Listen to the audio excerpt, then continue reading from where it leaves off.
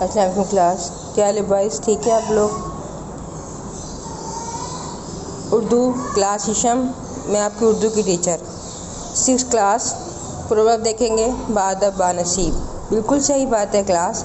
जो लोग अदब करते हैं वही नसीब पाते हैं। अदब करने का मकसद यही होता है कि आप बड़ों की बात को ओबे करो, उनकी बताई हुई बात पर अमल करो और तसल्ली और सुकून से सुनो। जो कुछ आपको उस्ताद बताता है, वालिदैन बताते हैं, वो आपसे बड़े होते हैं, वो आपकी बेहतरी में और भलाई के लिए होता है। ठीक है क्लास, मंगल 18 अगस्त 2020 रिवीजन करनी है हमने। हमारी रिवीजन है जनाब ख़त है दोस्त के नाम इम्तिहान में नाकामी पर। दोस्त को हमने तंबीह करनी है कि आप नाकाम जो हुए हो उससे आपका क्या नुकसान हुआ है, आपने किस तरीके से नाकामी आपको मिली है, कौन से काम आपने किए थे और नाकामी से इंसान को कौन से नुकसान होते हैं। ठीक है, ये सारी बात। पहली चीज़ ये है कि ये है ख़त का अपना एक पैटर्न होता है, अपना एक उसूल होता है। ख़त लिखने के लिए हमें सबसे पहले तो ये है कि हमने उसका पैटर्न देखना होता है। आपको मैं पहले भी बता चुकी हूँ कि आपका जो लेटर है, ख़त जो होता है, उसके 6 पार्ट्स होते हैं, 6 हिस्से होते हैं। ठीक है, और दूसरी बात ये कि अगर फ़र्ज़ करें आपका लेटर है 10 नंबर का, तो पैटर्न आपका उसमें से 5 नंबर का पैटर्न होगा और 5 नंबर का नफ्स मज़मून होगा। ठीक है बेटा, तो आपको बताने का मकसद ये है कि अपना पैटर्न बिल्कुल ठीक रखें। बाज़ औक़ात ऐसे होता है कि आपने कमरा इम्तिहान में आप बैठे हैं, लेटर आपका आ जाता है, आपने लेटर लिखना है। नफ्स मज़मून एक किसी ऐसे टॉपिक पर होता है जिसकी आपको तैयारी नहीं होती है, तो उस टाइम पर आप अगर ये सिर्फ पैटर्न भी लिख देंगे तो आपको हाफ़ मार्क्स तो मिल जाएंगे। ठीक है मेरे बेटा। और दूसरी बात ये कि पैटर्न में अगर एक मिस्टेक होगी तो एक लाइन पर 1 नंबर कट जाएगा। नफ्स मज़मून जो आप लिखेंगे उसमें जो आपने उनसे बात करनी है, वहाँ अगर आपकी मिला की 4 मिस्टेक होंगे तो आपका 1 नंबर कटेगा। ठीक है, अच्छा जी, देख लेते हैं पैटर्न को। पैटर्न है जनाब हमारा, मार्जिन के साथ से शुरू करेंगे, बिल्कुल मार्जिन लाइन के साथ लिखेंगे इम्तिहानी मरकज़। उसके बाद लिखेंगे डेट। ख़ास तौर पे डेट का ख्याल करना है। डेट हमने उस दिन वाली लिखनी है जिस दिन हमने काम किया है, हम जिस दिन लेटर लिख रहे हैं। पीछे क्लास तक में जो डेट हो गई है, रिवीजन में जो डेट हो गई है, वो कभी नहीं लिखेंगे। आज मैं आपको रिवीजन करवा रही हूँ, जब आपका टेस्ट होगा उस दिन जो डेट होगी वही डेट लिखी जाएगी।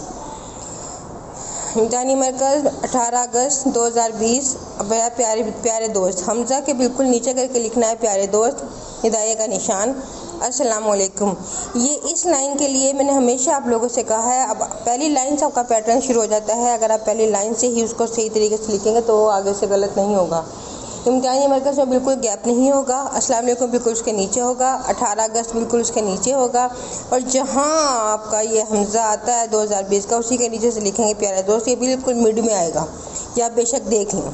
ये यहाँ इस मार्जिन के साथ जाकर भी ये गलत है, यहाँ इधर आकर भी ये गलत है, बिल्कुल दरमियान में से लिखना है। अस्सलाम वालेकुम के बाद हिदायत का निशान लगाएंगे। ठीक है, फिर अपने दरमियान में हमने बात करनी है। दोस्त से पूछना है कि जनाब आपने क्यों ऐसा किया, आपने बुरे दोस्तों के साथ सोबत रखी, टाइम पर आपने स्टडी नहीं की, फिर आपको नाकामी हो गई है। जब बहुत बढ़ जाता है, बर्डनाइज इंसान हो जाता है, तो फिर वो कोर्स कवर नहीं कर सकता। रोज़ के काम रोज़ करना था, आपने अच्छे तरीके से तैयारी नहीं की, अब उसको इम्तिहान में नाकामी हो गई है। सारे लोगों के सामने, रिश्तेदारों के सामने, स्टूडेंट्स के सामने, क्लास फेलोज़ के सामने, स्कूल में शर्मिंदगी होगी। ठीक है, ये सारी बातें हमने करने के बाद जो हमने अपना लेटर ख़त्म करना है, तो यहाँ पर हमारा लेटर ख़त्म होगा बाईं साइड पर। ख़त हमेशा दाईं साइड से शुरू होता है और बाईं साइड पर ख़त्म होता है। वस्सलाम लिखेंगे आपका दोस्त अली बेजी। 1 2 3 4 5 6 7, ये 7 लाइन्स आपका पैटर्न है। और क्लास आपको पता है ये है मकाम रवानगी और पता, तारीख़, अलकाब, आदाब, नफ्स मज़मून, इख्तिताम और कातिब का नाम।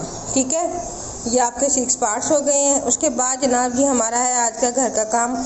हमने घर के काम में क्या करना है, वाई जमा है हमारा तालिब ता यहूदी। ये है जी सफ़ा नंबर 58 से लेकर 59 तक है। वाहिद जमा हमने लिखते टाइम रट्टे नहीं लगाने हैं। ये चीज़ देखनी है कि कुछ अल्फाज ऐसे होते हैं जिनके आगे छोटियाँ लगाने से, छोटियाँ होती है नून ऊना लगाने से या नून लगाने से या फिर बढ़िया लगाने से वो वाहिद बन जाते हैं। इन चीज़ों को हमने समझना है। बाज़ लफ्ज़ ऐसे होते हैं जिनके दरमियान में अलिफ लगाने से उनकी जमा बन जाती है, वो लफ्ज़ वैसे का वैसे ही रहता है। ठीक है क्लास एक बात का आप लोगों ने ख्याल रखना है कि जब भी आप होमवर्क करेंगे तो ये वाहिद जमा आप वाहिद रेडी कर लेंगे। उसके बाद जमा आप कोशिश कीजिएगा याद करके लिखें ताकि आपकी तैयारी हो जाए। ठीक है, अगर जब भी कोई काम करते हैं वो ये सोच के करते हैं कि आपने अब इसको याद करना है, ये अब आपका काम हो गया। ये नहीं कि उसको आज देख कर लिखेंगे कल याद करेंगे। आपको जो बात बताई जाती है उस पर आप अमल करेंगे तो ये आपके ही अपने फ़ायदे की बात होगी। ठीक है क्लास, ओके, अल्लाह हाफिज़।